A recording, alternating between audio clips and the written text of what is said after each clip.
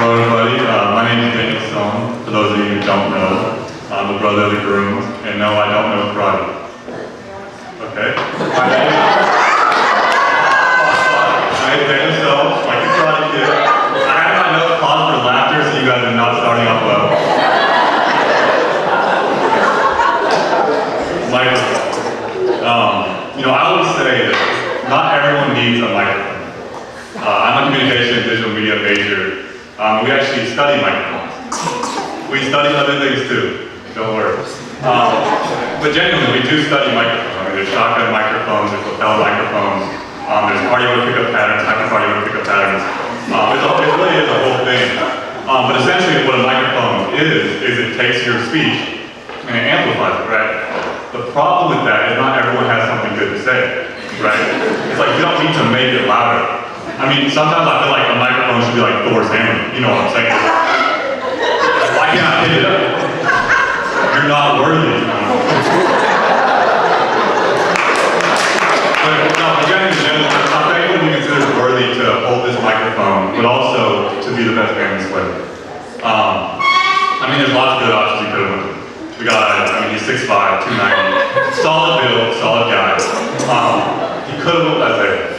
Isaiah can cook just about anything, almost as good as me. I'm just kidding, I cannot cook. As soon as my college stops paying for my meal, I'm gonna be right up there at the altar.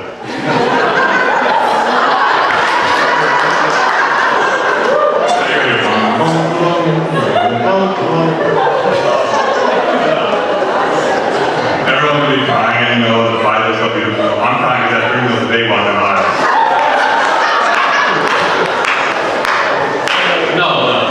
He could have even went outside of family. I'm looking at Austin here. Here's a guy. First in the building, last in the league.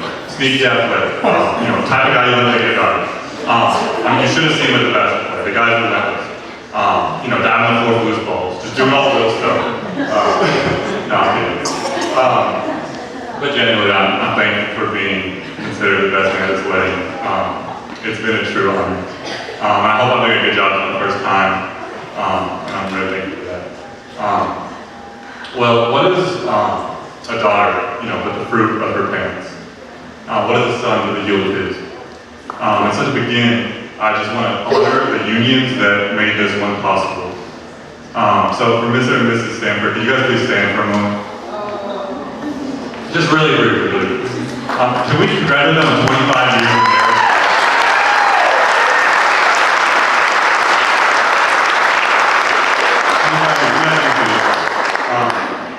There's a saying, an apple doesn't fall far from the tree. I think it's a silly saying. It's not the proximity to the tree that's important. It's the fact that it's an apple, right? Like apple trees don't grow oranges. Olive trees don't produce figs, right? Or fig trees don't produce olives. But it's the same with children, A beautiful, loving, strong, and confident, bold woman like Sydney doesn't get produced by lackluster parenting. And so, I just want to give a nod to Sydney's parents. And I don't let them know as well as I would like to, maybe one day will. I know Sydney, and I know she's the fruit of their labor. So one more time to Stanford.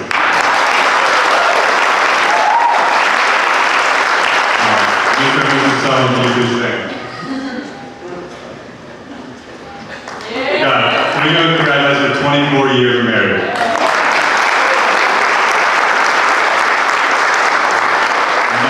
Great in math, but I don't think they can catch up, so. There's a song that I like, it says, just the fact that I'm still standing is a tribute to your grace. And when I look at you guys standing there, it rings true to me. Our family has stood through the darkness. We've seen darkness in our life. Some of you guys know what that looks like. We've seen light as well. But through it all, you guys have stood tall, and you taught us to stand tall. And for that, I just honor you. I just honor you for that. I'm thankful for that. So yeah, 24 years ago.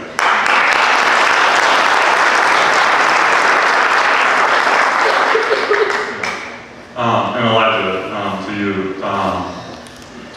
In a room full of so many people, everyone has unique perspectives on you and how they view you.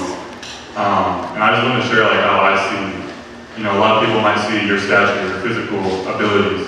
But what I see is years in weight rooms, hundreds of different weight rooms, where you would just grind and keep grinding every single day. People have not seen the amount of work that you've put in. Some people might see your career. You know, you're a great swimmer, great football player. Maybe you're gonna go to the NFL, stuff like that. I mean, I see someone who didn't have a lot, had to work for those things. The faith that it took to get there. I see me and Sydney sitting on the couch at A&M, and Elijah freaking out because Sam Houston's coach didn't call, right? And he's like, well, I don't know what to do. I don't know what to do. Like, just call him, you know? And so he called him, and Elijah got that walk-on opportunity. But I see all those little things. When people see the community that you have, I see a kid who didn't have any friends growing up. I see a kid who was bullied growing up, and who has learned to love people and be loved by people. You know, when I was thinking about this speech, well, I also want to say I see faith. Like, I see me and, why am I blowing through that? Me and Jason just talking about it. But I see faith. Like, faith looks good on a bumper sticker. Faith looks good on your wall, when it's written in cursive letters. But when you're actually walking it, it's terrifying.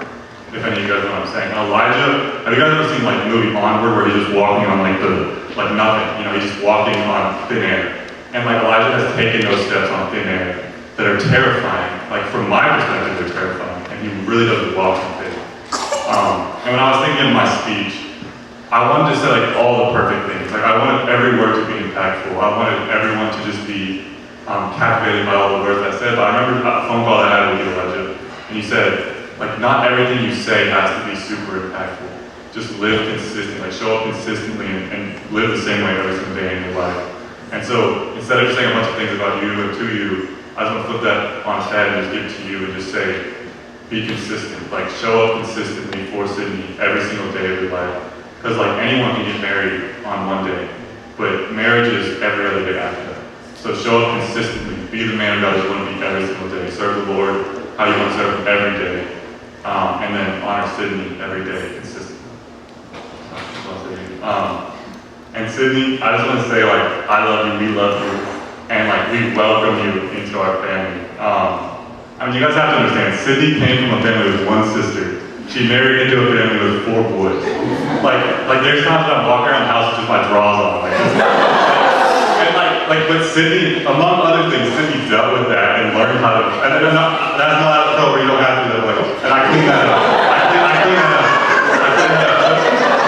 But Sydney learned how to deal with us as boys, and not just deal with us, but actually embrace us. You know, like bring us Christmas presents, do all the different things, and just kind of teach us how to have a sister because we have no idea how to. And like my dad kind of referenced it earlier, but you know, Proverbs 31, like. If any of you guys are looking for a girl, go read Proverbs 31. You know, I mean, don't forget to put you on.